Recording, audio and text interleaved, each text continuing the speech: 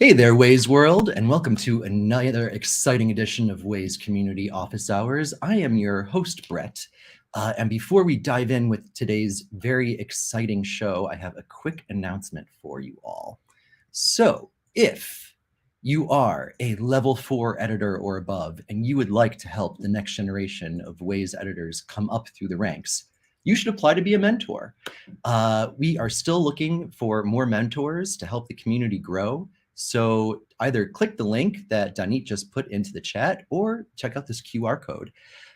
So with that, it is my absolute pleasure today to turn the whole show over around the table to one of our all favorite editors and one of the longest standing Waze community members, Sketch. Hey, Sketch, how's it going? I'm feeling fine, Brett. How you doing today? I am doing great, and I'm so excited to turn this whole show over to you. So, without further ado, everyone, enjoy the sketch hour. How's it going? I hope not to take a whole hour, but you'll have me for it anyway. So today's presentation is going to be a little bit about being the driver. Now, ironically, it's somewhat editor focused, right? And so if you're a map editor, this is for you. If you're not big into Waze map editing yet, maybe you will be after this. That's my goal. That's all our goals, right? I think it's fun. I've been doing it for long enough. But we're going to talk a little bit about being the driver. We'll get into what that means in a second here. Before we go on, we'll go into a few little disclaimers here, okay? I'm going to be talking from my perspective as a US map editor, specifically in my region, my state, and everything. Local standards vary depending on region, depending on country, depending on any other standards your local leadership might have.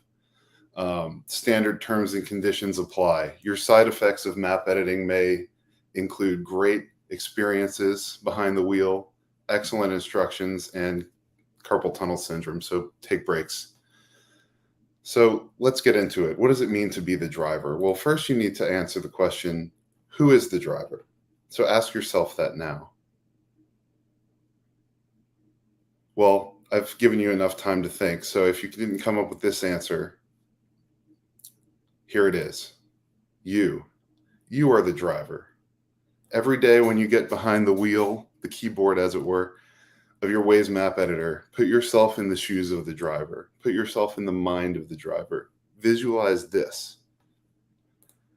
Now, what does being the driver mean to me and you, the editor? Well, Waze map editing has three main priorities, right? The first one, in no particular order, keep it simple and consistent so other editors know what's going on with what you've done, right? Let Waze's backend processes do their job properly, but most importantly, make the app work good. That's what we're here for, right? We don't edit for editors. We edit for drivers. We edit for the people who use the app today. There's a few thousand editors. There's millions of drivers out there. You may have seen these principles called usability, simplicity, and retention, and they're in that order for a reason. The number one is usability, which means usability by drivers. Usability is number one, top priority. Simplicity does not mean to oversimplify. Simplicity is not a goal, right? It's a principle to achieve the top goal of usability. And then retention, making the backend processes work good, right? Like keeping old speed data around, things like that. That affects how we do things, but not what we do. We shouldn't say don't make the map better just because we might temporarily lose some old data. So how do I promote usability? Remember that the Waze experience is the driver's experience, right? The driver is the most important key to this whole thing. We do some of this by creating our standards such that the Waze instructions match real signs, right? We don't just say turn right on whatever the road happens to be called by some authority somewhere. We make the road name and the custom instructions match the sign exactly in order as best we can with the tools that we have, right? And finally, we also do that by making Waze roads match real roads, which we do by mapping to reality. So what does it mean to map to reality? Well, let's look at a couple examples, right? Starting with the 0th example here. So this is a normal little residential street off the side of a highway, not too far from me. Let's say you're coming down the highway like this, right? And you're trying to get to this house right here. Okay, you're going to see your friend, or maybe it's your grandma, maybe it's Father's Day, you're going to see your dad. I don't know. And in Waze, it's mapped as a single street, undivided. Well, you're going to make that turn. You're going to start getting a little bit nervous because if you can see from the aerial view, that road is actually divided, and you're going to be in the driver's seat and you're going to see this. That house you're trying to get to is over there, and there's a ditch in the way. Now, unless you have a big old, lifted Ford Bronco and 37-inch tires, I know that's a pretty American-centric image, but bear with me. You're not going to be turning across that ditch to get to your dad's house or your grandma's house. You're going to pass it up. You're going to say, well, what am I supposed to do now? Right? And you're not going to have a good time at all. You're going to get real nervous, maybe even mad, because Waze is going to say, you've reached your destination. No, you haven't, right? So instead, map to reality. Map it as a divided road like it really is, so that Waze will tell you, you'll feel real great about it. Waze will tell you, keep going, make a U-turn, and then you'll get there. Because that's what really happens, right? Oversimplifying can lead to bad results when you don't take reality into account. So there are kind of two elements to mapping to reality, right? How do you make the Waze map, which consists of basically, I guess lines are really 2 dimensions, but you know what I mean, lines with no width, etc., match actual roads, and turns between them. Well, you look at 2 basic things, right? The absolute position of roads to reality and the relative position of roads to each other. So absolute position, what do I mean by that? That means aligning segments in Waze with the position and reality of the roads. A lot of you are familiar with this stuff before. You've done this Falcon map raid, right? Which has, where we learned a lot of this stuff. You use the satellite imagery if it's trustworthy and the GPS points if it's not trustworthy. We're going to go through this real quick because I know you've heard this before. This is trustworthy imagery, right? The GPS points layer lines up with the roads. This is another example, zoomed out a little bit, right? You see really heavy imagery on the freeway, arrows on the freeway. You see a lot of others everywhere else. Here's an example of non-trustworthy imagery, right? The road has probably been realigned at some point in the past, recent past. So it should be moved down, and you should trust the GPS points. And you'll get to some sort of edge cases like this, where you have the bridge, these kind of purple and green lines. That's a bridge that's maybe 100 meters over the ground below it, 80 meters over the ground below it, 300 feet, 200 feet.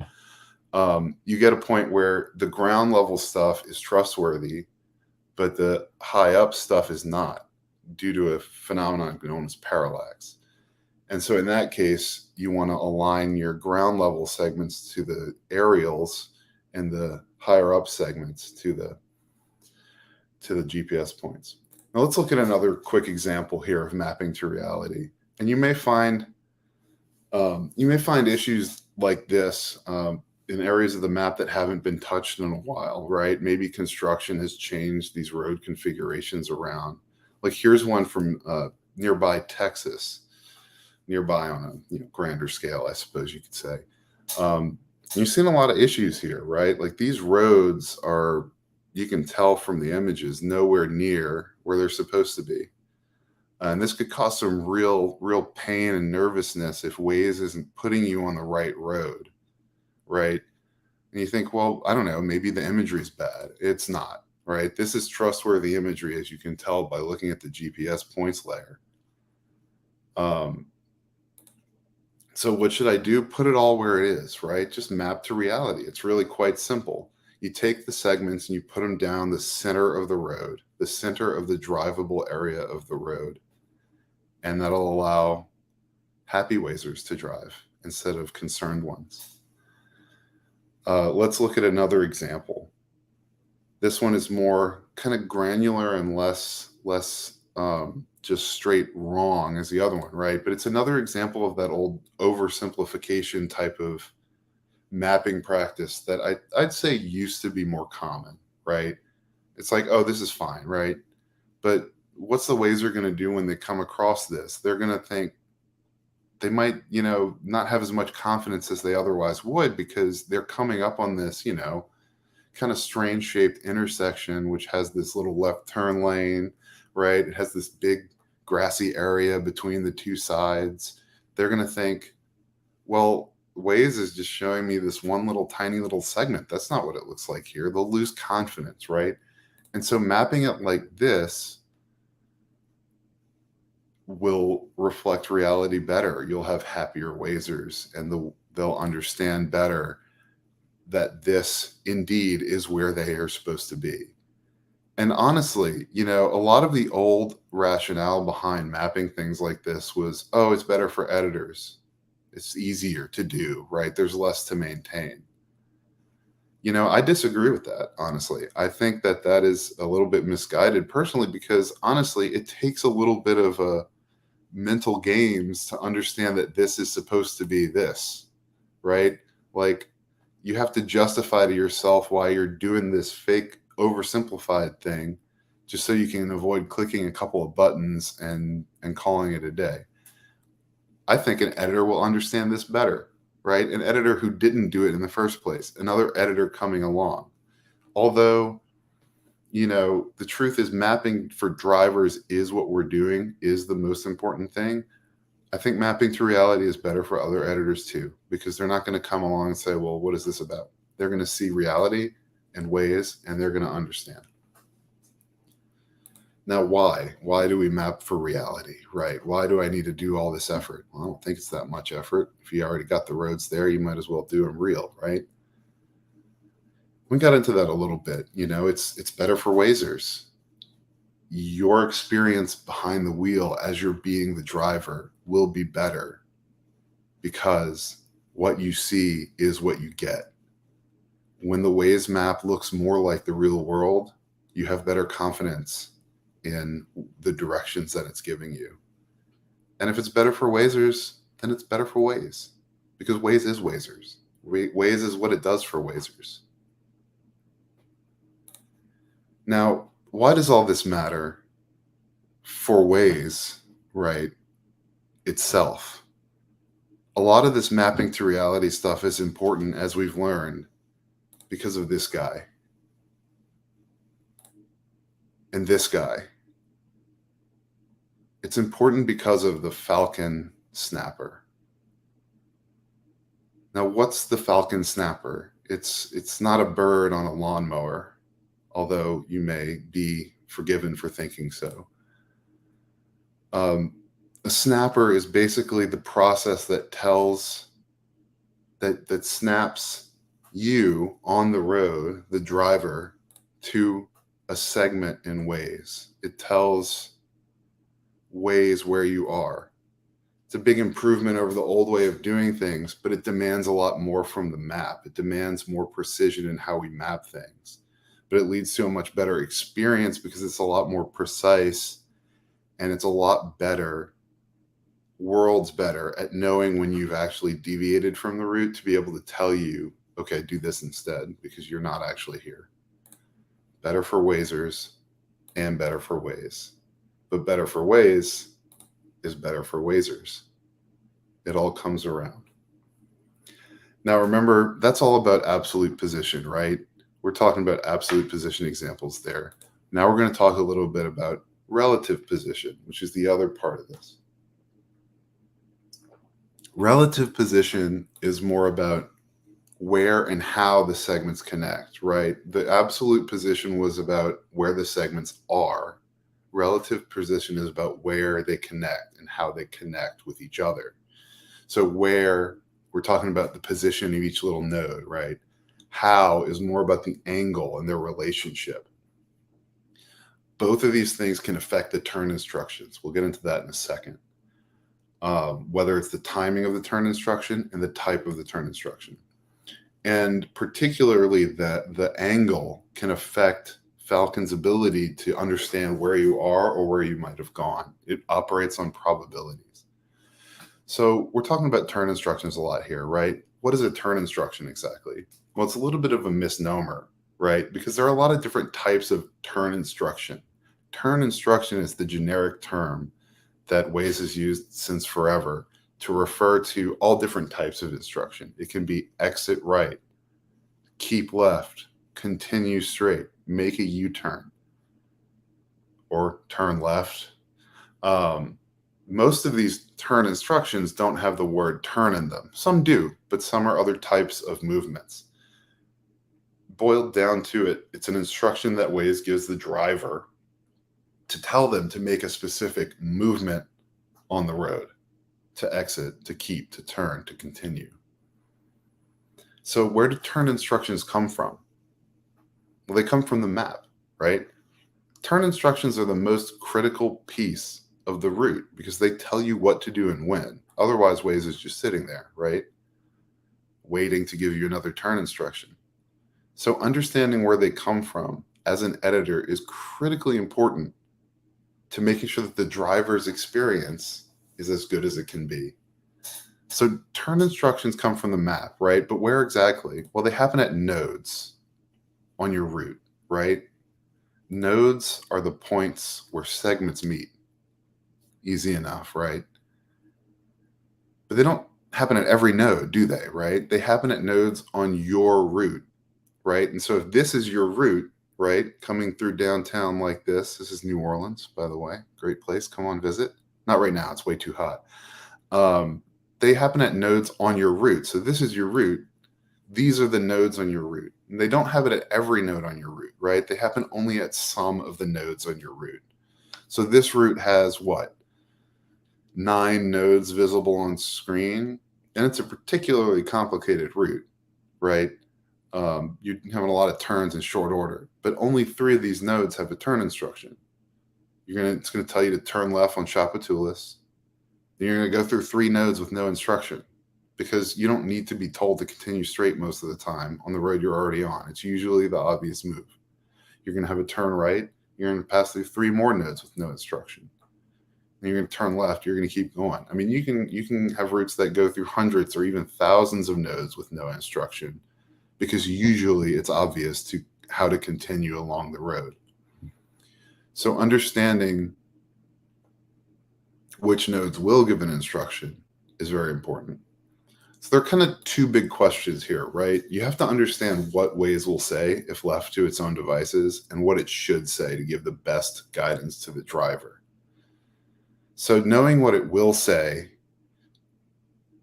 to an extent is intuitive, right? It depends on the angles of the segments. And I'm just going to leave this here for a second, right? This is the circle of Waze. The great circle of Waze tells you what all the instructions will be based on the angle between 2 segments where they meet.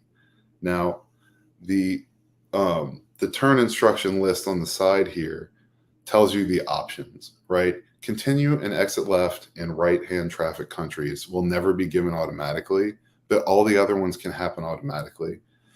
If the angle's like between 45 and 169 degrees on either side, it's going to be a turn instruction pretty much all the time. It's going to say turn left or turn right if it says anything at all, which is virtually always.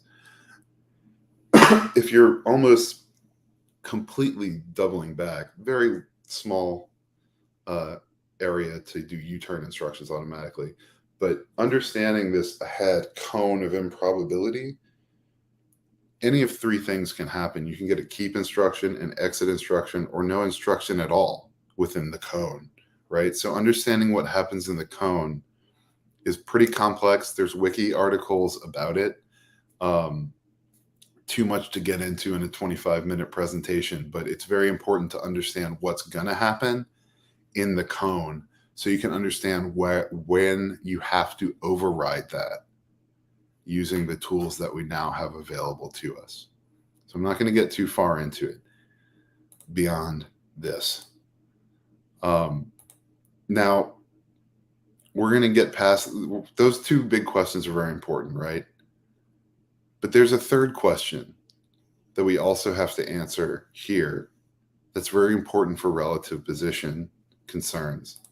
When should it give you the instruction? So how do I be the driver? Just remember that you are the driver.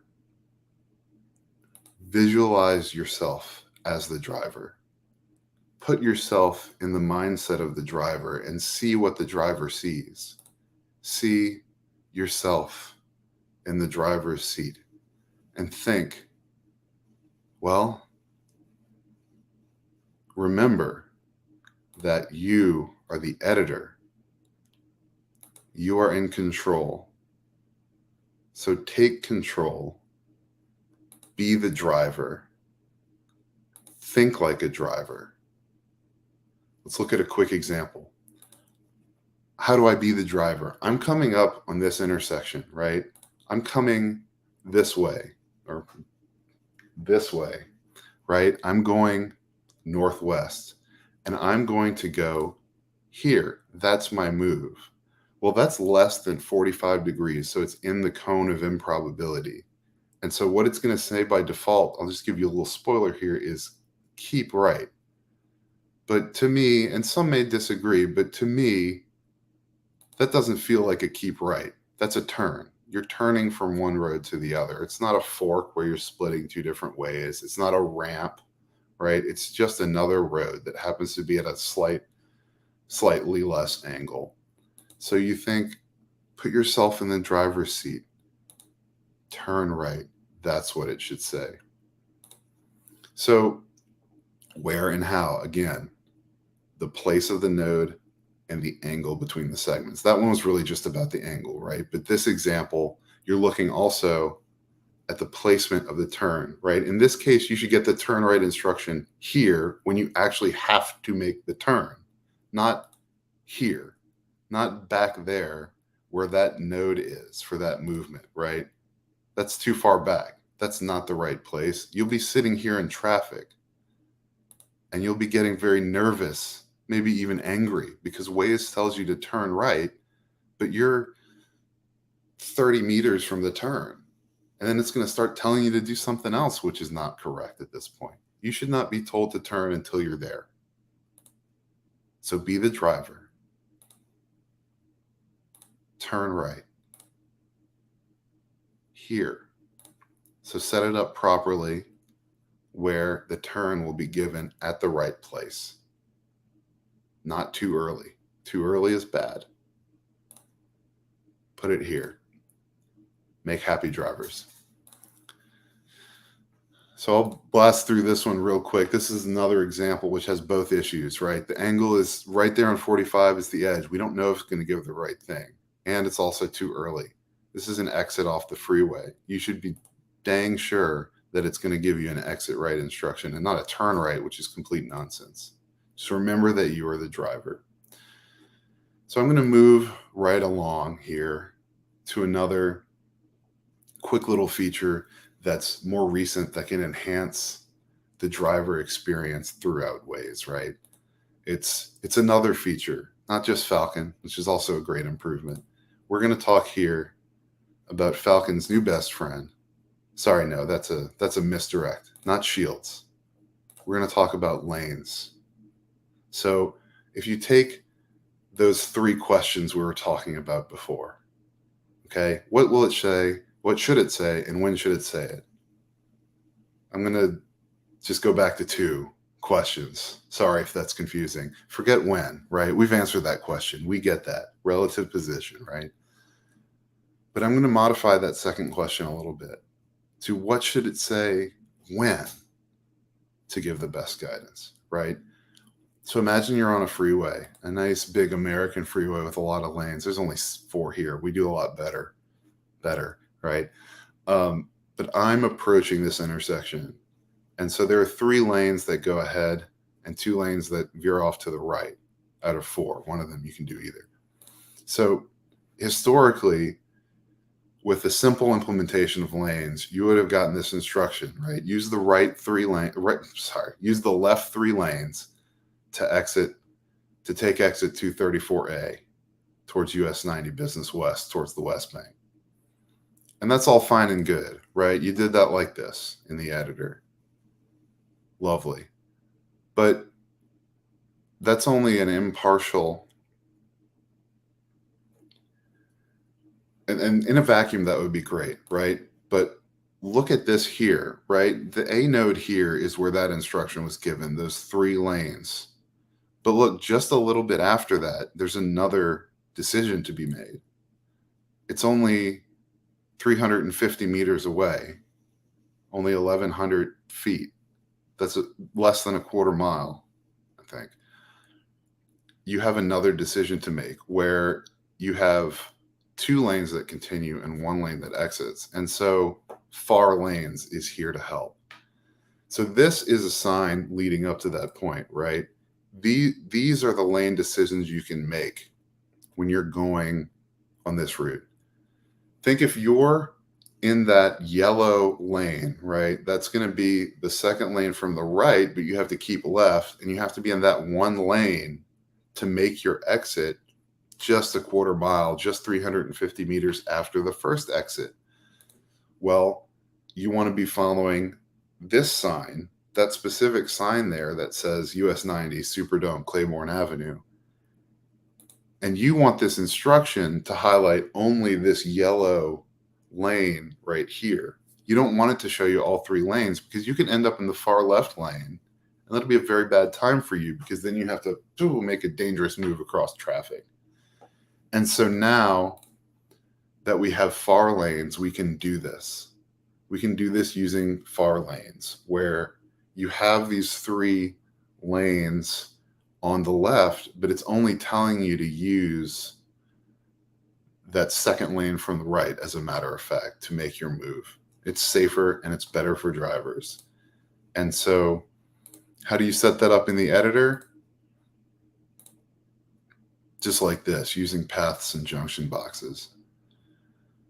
Exciting stuff, kind of next level stuff. So if you're a new editor, you have this to look forward to. And you can go past points where signs explicitly tell you this stuff. I mean, it's getting kind of in the weeds now, and I'll move on. But there's another exit just a little bit further on the right side. And so you can tell it to just give you this 1 lane because there's a left exit coming up. Just this lane. So you can avoid that extra move. And it looks beautiful in the app. So I will take a brief moment to talk about the other part of far lanes, and then I will open it up for questions. So far lanes are useful in 2 scenarios. This is kind of a preferred lanes setup. And in preferred lane setups like this, it works really well right now. The other type of far lanes, which is arguably the simpler one, is for a single intersection, right? You can supplement and replace the heuristics that we all know about for lanes at divided roads.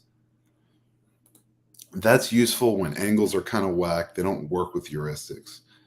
It's useful when at-grade connectors are present. It's useful for other complex things. It's also kind of just useful because heuristics are really not good for editors because they're hard to understand. It's very complex little formulas that are voodoo in the background, right? And so using far lanes is a lot easier for an editor to understand what they're doing for the driver.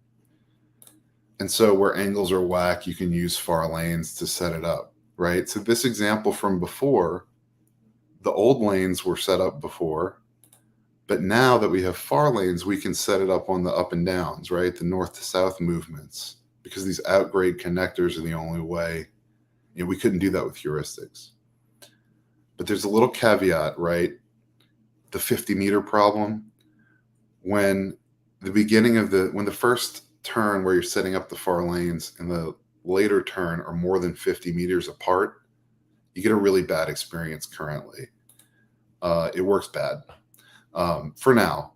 And, I hope and understand that Waze is working on this issue to make it better. But for now, there's a big caveat where you're doing this single intersection stuff be very careful how you implement far lanes when there's when there's more than 50 meters from the entry point to the furthest away turn.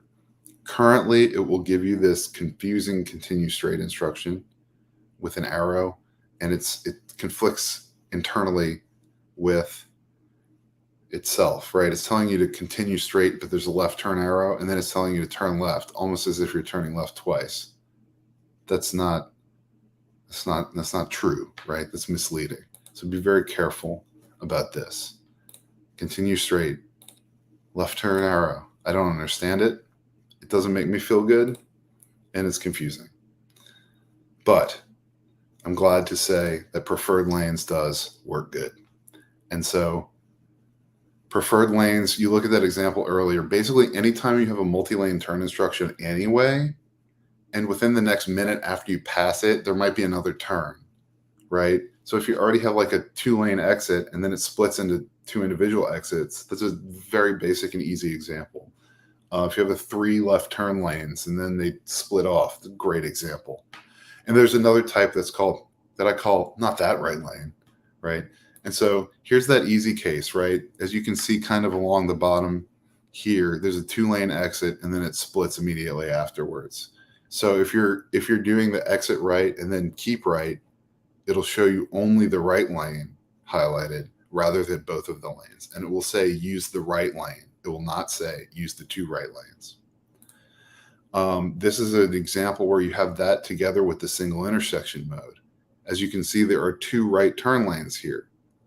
But depending on which lane you use, if you're, after you make that right turn from this way to this way, there's another split and there's a couple other turns, right? And so if you're making either of those subsequent right turns or the keep right, you want to be in the farthest right lane. But if you're making that keep left, you want to be in the second from right lane. And so you set that up. Let's say you're going to turn right and then keep left. You set up preferred lanes. It'll tell you to use the second lane from the right to turn right. Pretty slick. And so looking back at that first easy case, let's expand it back a little bit. The previous exit before that exit is just a kilometer back. It's 3/4 of a mile back, more or less, right? Now, looking at that green circled area, you're not currently going to get any instruction there by default, right? You're just going to get a best continuation. Remember what we talked about earlier. But the way that Waze's TTS instructions work, text-to-speech instructions work, you'll get an instruction all the way back here, even before that green circled exit, saying use the right lane in 1 mile, use the right lane to exit right. But the right lane at this point is the wrong right lane, right? And so this leads to what I call not that right lane type of preferred lane setup. So you can use paths very easily to set up a path from that green first exit to that second exit, where it'll tell you exactly which lane to be in a very chill way, view only, just to make sure that you don't get told use the right lane too early. It'll look like this, and this will stay on screen until just the perfect moment right when you pass that up to be a little hint to stay in the correct lane before you move on to the other one. You can go even further back because paths are super powerful. You can go all the way back here to this, bottom right corner of the screen exit here and say that if you're going to be making that exit over there, you should probably be just in these lanes. Or if you're going to be making that exit there, this is basically a suggestion. You can just be in this lane, right? Because you're going to have to get over a few more lanes. And so it's just about thinking ahead, right? Thinking for the next minute, right? Let's say maybe 45 seconds per required lane change. Take that back to all the previous movements and think about whether you can make the freeway driving experience better. This view only stuff is really chill, right? It's not going to speak It's just a nice little light reminder that you should be in certain lanes. So I'm just going to roll right past this. This is another little example where it would be good. And, I'll be cognizant of your time, open the floor for questions, and thank you for listening and watching with me all day. I should probably rebrand this slide. Sorry, there you go. We definitely want to be hip to the current branding so that the marketing team is happy with us. So there you go. Awesome. Thank you so much, Sketch. We actually don't have that many questions in yet. So if you wanted to dive into the live examples in WME, let's take 10 minutes to do that. And then at 45 after, we'll get into Q&A. Happy to do it. So I'm going to take this example here. And bear with me a minute as I stop the slides and get these technical things going on.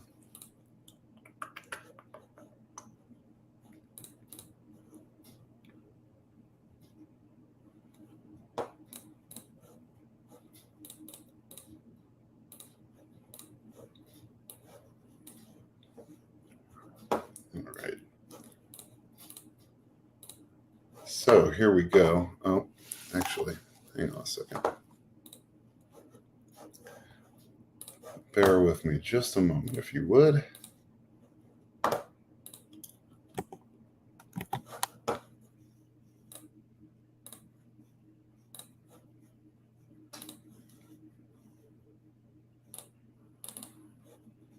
Okay, here we go. So here is one of those examples I looked at earlier, right? Just to show you how it actually looks in the map editor. We have this right here is your 2-lane exit, right? There's 2 exiting lanes out of a total of 5. And then just past it, you have this split where you're going this way or this way, right? 1 lane each. And so those lanes directly map to these 2 lanes. And so all you have to do to set it up is create paths between these 2. And then you can set it all up in the lane guidance tab. And it gives these super handy hover tricks where you can make sure that you've got the right one set, right? And so if you're going here, this lane is the right one. You can see how the little arrow highlights all the way down at the end of the path. And if you're in the right lane, that's because you're going this way. And to expand back a little bit, so here is your lane, here's your previous exit. And so this one gets a little bit complicated, right? But it's all pretty simple if you just follow the paths, even though there are a lot of them. So if you're taking this exit, zoom in a little bit, sorry about that, loading elements. So if you're taking this exit, you're using the right lane, that's because you're going to one of these places. If you're using this lane, it's because you're going to one of these places, right? You can hover on each one to see the eventual result. And if I'm going, let's see. And so for that, not that right lane example, if you're actually taking the second exit down here, and then keeping right, you can see we have a path set up for that entire path so that you get that view only continue straight all the way back at that node B on the selected segment, only for people who are eventually making the path all the way down here. And for people who are making that second exit and then keeping left, that's this path, right? So they have this little nice, chill, continue straight view only. Hey, use this lane. Psst, use this lane. Back there to tell them to be in that third from the right lane at that point. It's very powerful stuff and super nice when you're behind the wheel being the driver. So we're going to look at another example of not that right lane. And this, look, this is pretty extra. I will admit fully that this is a little bit extra. And so, but the truth is that there aren't a ton of places where you would need this kind of stuff. But in these kind of situations, it can be extremely helpful, right? So this section of Clearview Parkway down here is kind of a nightmare, right? This is like your typical American driver nightmare scenario where you've got this huge shopping center with an unbelievable amount of parking. You got literally, let me pull up the places layer just so you can get an idea for the sheer number of fast food restaurants that are along this side. You got McDonald's, Chick-fil-A, Wendy's, Taco Bell, Raising Cane's, Copeland's, Buffalo Wild Wings, Jimmy John's, Chipotle, Applebee. I mean, come on. And it becomes kind of a nightmare. And then these lanes too, right? So at this point you have 5 lanes and one of them is right turn only. You get further down, that 4th lane becomes right turn only here just into this parking lot. And then you go even further down. Well, I suppose that lane just continues. Oops, sorry about that. That lane just continues, right? But if you're at this point, you might, if your eventual turn is down here, you'll get something that says use the right lane to turn right onto Mound Street. Okay. But if you're hearing use the right lane to turn right on Mound Street back here, you might end up in entirely the wrong lane. And not only is that the wrong lane, this is the wrong lane. Right. So to an extent, we can understand drivers have to also have a little common sense, right? And so if they're hearing something like in half a mile, use the right lane to turn right, and they see a right turn only, fine. You know, they should use their little common sense to know that this isn't the right lane because that's way less than half a mile. But to know that it's not this lane either, I mean, you know, it's actually the middle lane they need to be in at that point to make that turn. You can help them a little bit, right? Because that's not common sense. We'll never tell you that. This is just, you know, classic suburban American road design for you. So if you're making any of those right turns past this point, it's really this lane that you need. It's the middle lane back there. And you can draw, you can see we've drawn the path all the way down. And for everybody in the middle, their path is to tell them to use that second from right lane to continue straight at this point, and then they'll get their normal turn instruction later. The thing to understand about far lanes is that far lanes sets up what will happen at the end of the selected segment, right? And so right here at A, that is where all of this will happen. So people just driving along will get nothing because it's best continuation, and that's expected because it's fairly obvious. People turning here will just be told to use the right lane. But all of the people making these subsequent right turns, they'll just get a silent view only showing the correct lane, saying continue straight back at this point. And perhaps more importantly, it will not say use the right lane until you pass these. And so we have a similar path set up for this point for people who are going to make these right turns so that they're not told too early. And another one set up so they don't use that other left turn lane. So that's a pretty, wild example. Don't get me wrong, but it's helpful to drivers.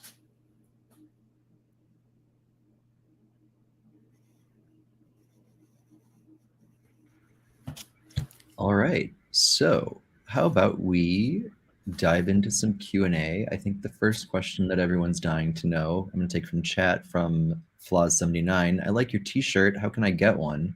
Ooh. Can you model that for everybody? Would you like to see it? This is a classic t-shirt. I can't tell you how old it is. It's not the oldest that I have, but it is one of them. I want to say this is probably around a 2014 vintage, if I had to guess. So if you want this shirt, Go call Doc Brown, get in the DeLorean, set the time to, I don't know, 2011, and start editing a bunch so that they invite you to the meetup in I was 2014. going to recommend a hot tub time machine, but a DeLorean works well too. So a real question we got here from Carrasco82 was, do you have UR complaints about taking the first exit and then continue on the ramp instead of continue on the highway until the second exit? That is a good question, but I'm not quite sure I understand. I think he posted this during the first live example that you That's what, showed. yeah, I think so too. But Yeah, the what I second. can say is that I have not had any UR complaints about this setup at all. And so I think I can safely answer the question as no. I have not had UR complaints from this setup. I think it's very intuitive. Very And another intuitive and simple from very the driver's standpoint. important question from Pete is, how do you fit so many references into such a short presentation? Really So there are packing it. two key elements here. One is that, let's say three key elements here. One is that I've been honing this presentation for a few years. I've been just iterating and iterating as new features come in to talk about those. The second is that this usually is like an hour and a half presentation because I'm doing it in a live room with an audience, and I like to ask them for feedback and input that this couldn't allow for in the same way. And third, Waze staff and product management teams and everybody keep naming things with names that I can reference using pop culture. That helps. That's right. So back to a real question from John. So did you have complaints prior to these new setups with far lanes and paths? Where like, did this help fix the UR count that was coming in for these sorts of intersections? I don't recall having had complaints before, but frankly, as other GPS apps have improved their lane guidance, I've seen some of what they're capable of, particularly Apple Maps with their advanced lane guidance from the start. And it really got me thinking about how we can use the tools available to us to give some of those advanced kind of really helpful instructions that you might not think of in the most simple iteration of lanes. Plus, it helps in this particular example that it's on my commute home, so I get to try it every day.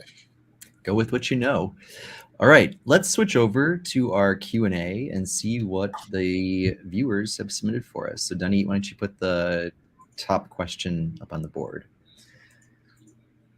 So from Webs 101, the junction angle info extension is a crucially important tool for showing the default instruction due to the angle of departures of segments. It also takes the street names, which have an effect, into account. Do you want to show that sketch? Because I, as everyone knows, do not have any extensions or anything else that are community created. Since I've got a corp computer, I'm not allowed to on my Wazer account. So yeah, let's take a look at the script. Yeah, 2 seconds. Sure. I need to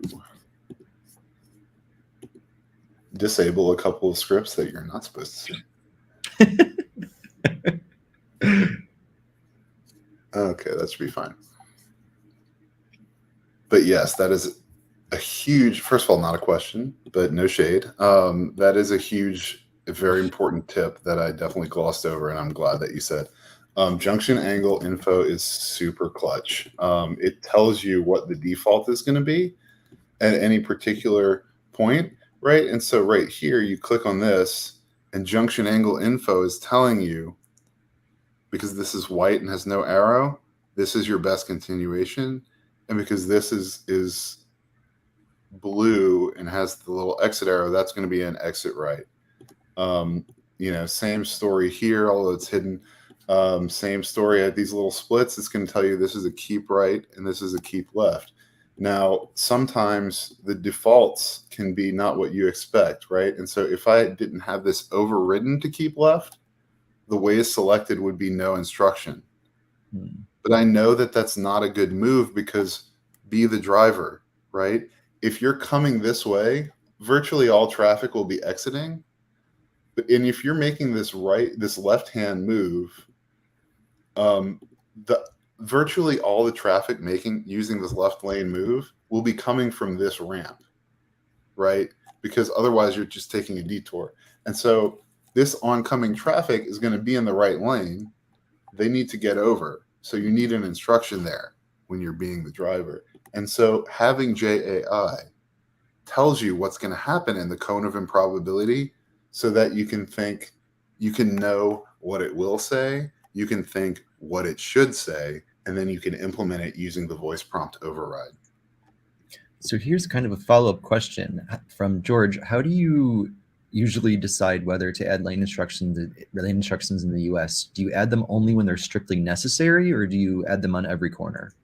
So this is a very important caveat. Going back to my first slide disclaimer, that local standards vary. And so there are some regions of the US, particularly Southwest, I'm not sure about others, that are a lot more sparing with lanes than most of the country is. Generally, in the US, lanes can be added just about anywhere that you have multi-lane, multiple lanes on a road. Obviously the focus should be on bigger intersections. I think the California method, if we can call it that, is to only include them where there are multiple turn lanes, like 2 left turn lanes, 2 right turn lanes. I think the general American method, which is in the US wiki, other than that, is to add them basically anytime you have multiple lanes. Of course, there's limited value if it's just a normal, right turn off of a 3-lane road. But if you got any left turn lanes, right turn only lanes, multi-lanes, that's where you want to focus. And bigger intersections is where you want to focus to start, for sure. So just to comment, because I see that the BJAI script is getting a lot of comments in the chat here, I do not have an update for you on this, but I know that Maya is currently preparing one for the WME Beta Pirates as we approach the end of our half year. So in the coming week or so, I think, keep your eyes peeled on the WME Beta forum, because you'll have an update on all of the community suggestions that we've put in the WME so far this year, and maybe some spoilers on what we're working on for the next 6 months. So let's jump back to the regular Q&A and our next question. To add far lanes, do we need to add a junction box, or can it also be done without the junction box? So I think I did answer this by showing you paths, but that's correct. There are 2 ways to do it. The junction box is one of them. But now we have paths which allow it to be done without a junction box. Paths are super slick. The best thing about paths is that it's super easy to add. So let's just pretend I need paths from here for some reason. I just select another segment. Here's a path. I select another set. Well, that didn't work, but this stays selected. I select another segment. Okay, here's a path. Select another one. Here's a path. It keeps this segment selected, and I can add all the paths pretty much all at once. And even if it doesn't automatically generate one, you can select the path yourself and create the path. And so paths have a lot of advantages over junction boxes, namely that they're just slicker, quicker. They have less implications. That said, there are a couple of small limitations. As John actually mentioned in the comments, you cannot use a path to create a restriction, right? You can use a junction box to do a no U-turn. So here's one, for example. There's no U-turn here, so I need the junction box to disable this. That is why you might need junction box. Junction box also collects time data differentially, where paths does not. And so if you have situations where you want to collect, this straight data and this right data separately, junction box is necessary. Paths won't do that. And paths also won't do a secret third thing that I forgot in the middle of my sentence.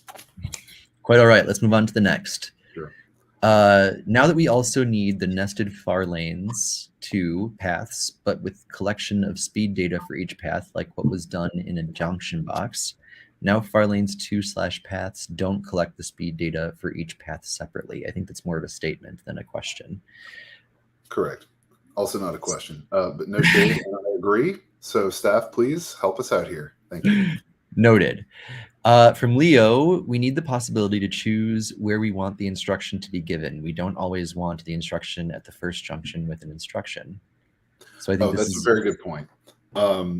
That is so for preferred lanes, you do, but for the single intersection, you don't.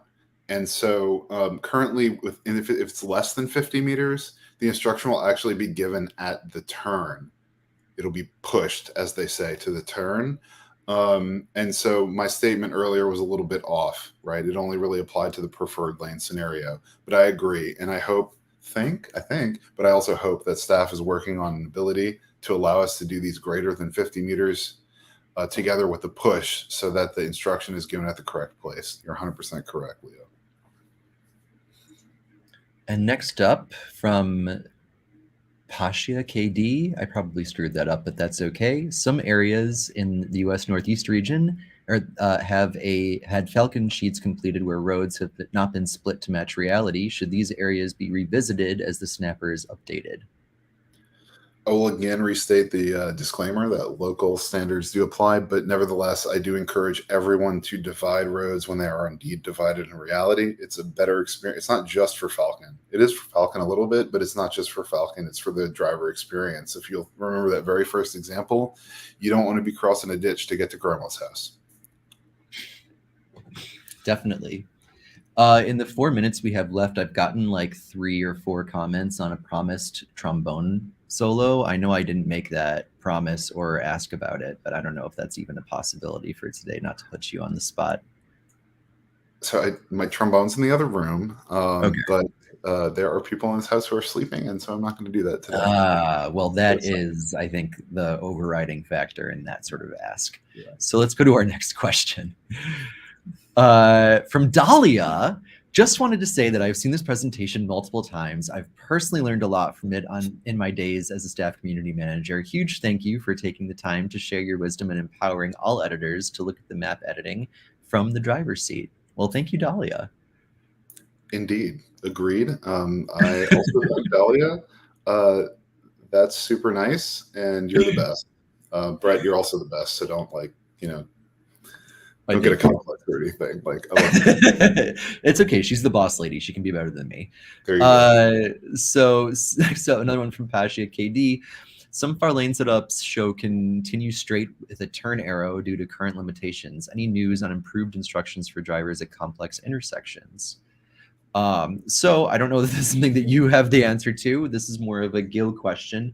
I do know that right now we are ironing out bugs on extra large junction boxes with more than 50 connections. I think that might be able to help with some of these sorts of limitations. But at this point, we need some of you to build them. That's one of the things that I've actually run into in my conversations with Gil and Yigal over the past few weeks, is that they're looking for some examples to start playing with, but none of them exist yet. So if you have a extremely hyper complex intersection with 30 to 50 possible connections, please send it our way so we can continue the work on getting this feature out to you. And I think this question is specific about the 50-meter problem, which was, that's exactly what I was talking about. It's the 50-meter problem, which I think, knock on wood, I think this is particle board, but that Gil will fix it for us very soon. Hopefully Gil soon and not Waze soon, but nevertheless, not my place to say. Awesome. So let's take our last question because we got 1 minute left. Okay. Is there one more? No, really. No good ones? Let's look from the chat then. I thought I saw one up there earlier. I don't know the answer to this one. That's on the screen. I don't know. Yeah. That's also a staff question on 2 lefts. Also, it might be a problem that we created. By we, I mean the US ARCs when we did that back-end turn instruction override. But that's okay. It's something else we can look at later. And here we go from Bryce. Let's put this one up. Will traditional lane guidance show at the exit post in the far lane continue straight preferred lane at the previous, or are you overriding everything? Yes, correct. As soon as you pass the, so we're talking about the not that right lane stuff here. As soon as you pass this point, it will show the traditional lane guidance for this instruction. Yep.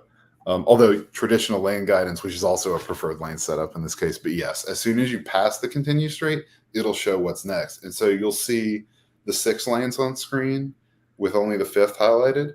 And as soon as you pass it, you'll see the 5th highlighted with the exit arrow.